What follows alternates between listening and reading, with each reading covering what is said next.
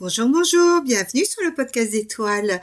Aujourd'hui, je vais vous parler de Mercure rétrograde. Et oui, nous entrons dans la saison de la rétrogradation de Mercure. Elle va avoir lieu 3 fois en 2025-2026. Je vais vous préparer un podcast sur ce sujet.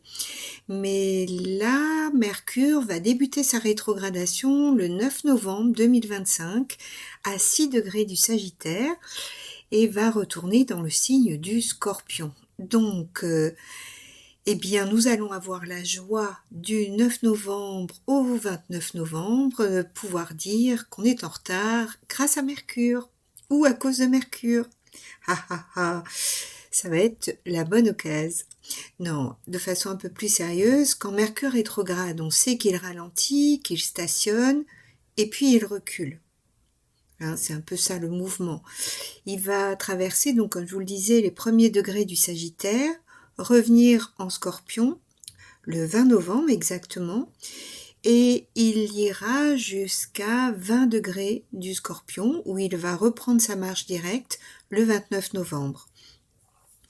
Et vous savez, quand une rétrogradation a lieu, ça fait comme une boucle sur le champ zodiacal.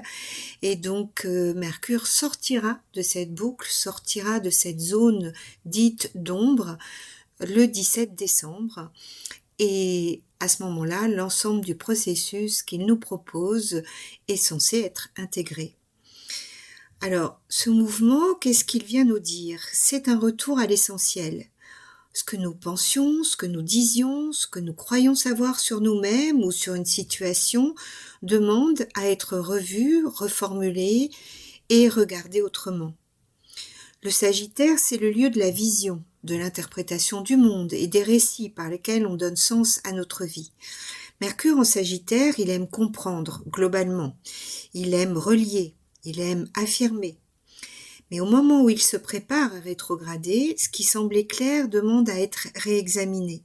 La rétrogradation, c'est toujours un temps où on va réexaminer les choses. On peut alors ressentir comme une hésitation dans ce que l'on défendait fermement ou peut-être la nécessité de revoir une intention, une direction, une croyance. Vous voyez, quand il y a une rétrogradation, tous les verbes qui démarrent par « re » sont mis en action d'une certaine manière. Donc ce n'est pas une remise en cause brutale, cette rétrogradation, c'est une mise à l'épreuve de l'authenticité. Est-ce que cela résonne encore en moi ou bien est-ce que c'est devenu un discours qui sonne creux ? Le Sagittaire, il nous demande d'élargir. Mais ici, l'élargissement passe par une simplification. Et cette phase, elle est marquée par la conjonction Mercure-Mars le 12 novembre, soit quelques jours après le début de la rétrogradation.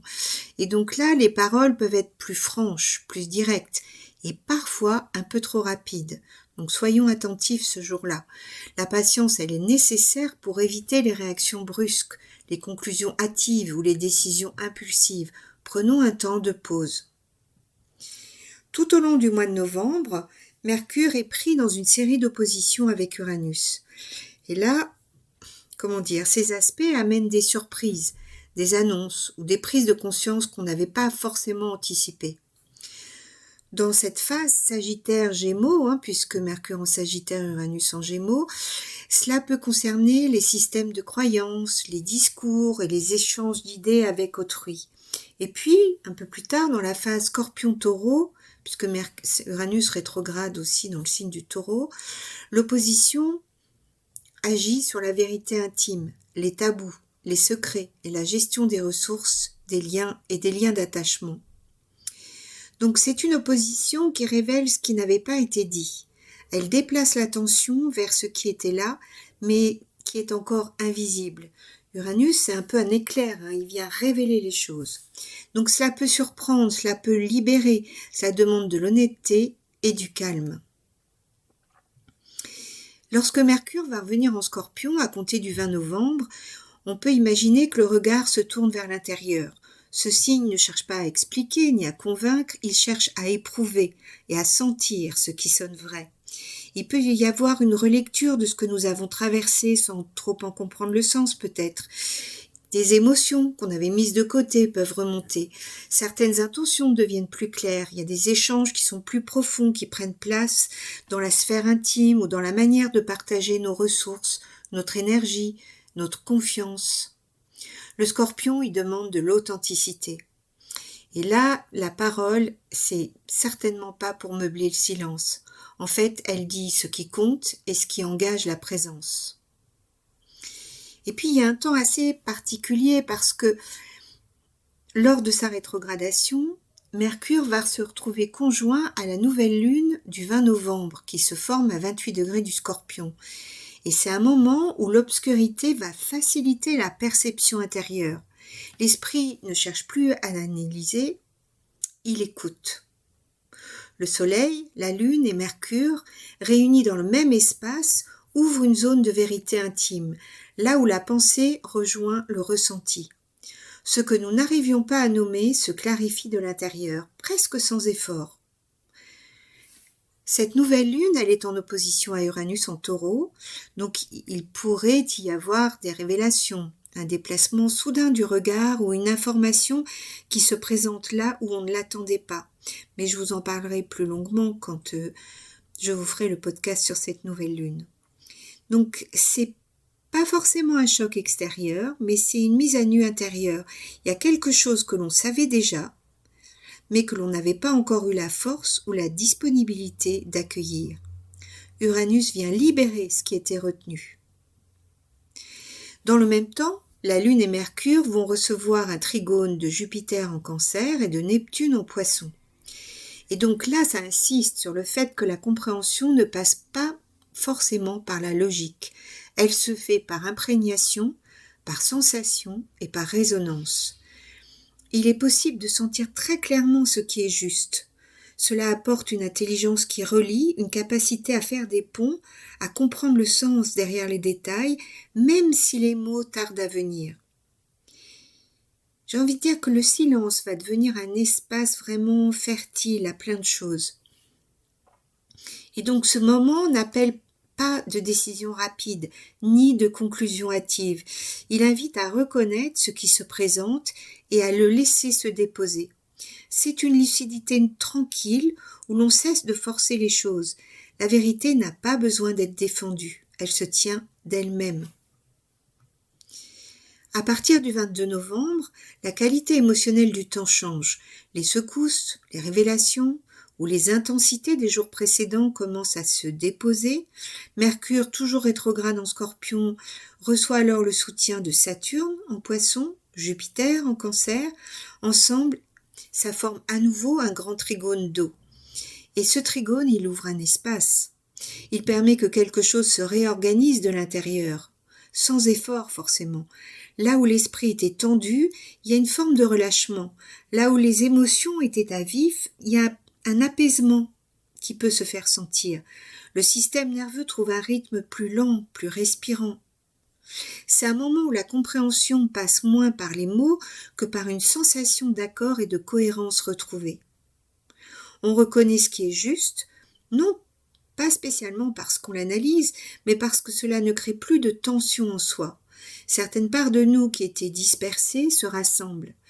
Il y a des morceaux d'histoire intérieure qui se recollent, qui reprennent forme, comme un nouveau puzzle en fait qui prend forme. On revient à soi sans se forcer à aller mieux. Et ce grand trigone, il agit comme une eau qui circule, qui adoucit les angles, qui dissout les rigidités, qui permet que l'on intègre ce qu'on a traversé. Il ne simplifie pas la réalité, mais il la rend habitable. Autour du 24 novembre, lorsque Mercure rétrograde rencontre Vénus en Scorpion, il y a un ajustement relationnel qui peut se faire sentir.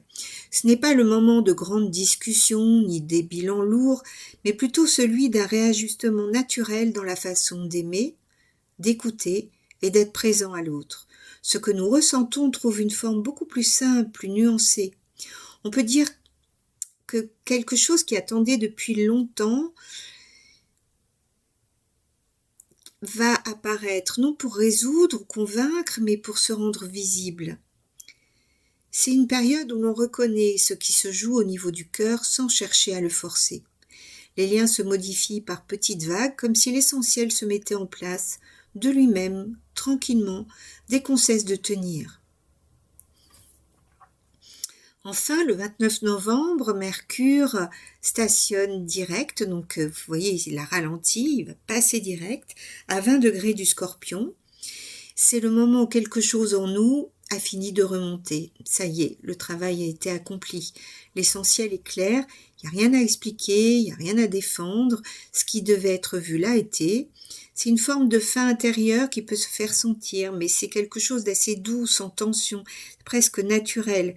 Les priorités se déplacent, on se surprend à ne plus tenir à ce qui nous retenait encore il y a quelques semaines, comme si une ancienne version de nous s'était lentement détachée.